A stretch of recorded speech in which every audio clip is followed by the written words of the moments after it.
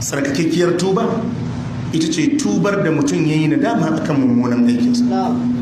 Ka tuna abin da ka yi a baya, ka ji zafin abin da ka yi, ka dubi cutar da kai da ya yi, ka dubi bata maka lokaci da ya yi, ka dubi lalata maka rayuwa da ya yi, sannan ka ji wannan abun ba za ka koma kansa ba har abada, take kuma ka curu ka daina wannan aikin. Wannan ita ce tuba kubutacciyar tuba,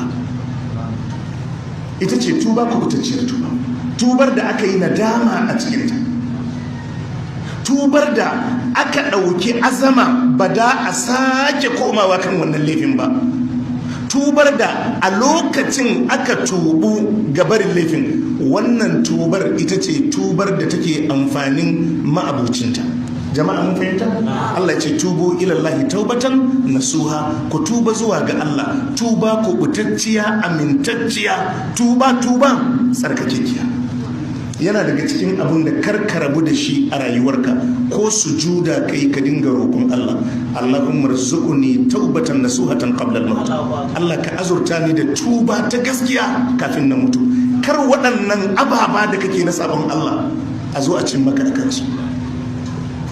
Allah ce ku tuba zuwa ga Allah taubatan nasuha, tuba ta gaskiya, tuba ta gaskiya, ba tuban musu ba. Yau ka tuba ka gyara, gobe ka koma, jibi ka tuba ka gyara, gata ka koma.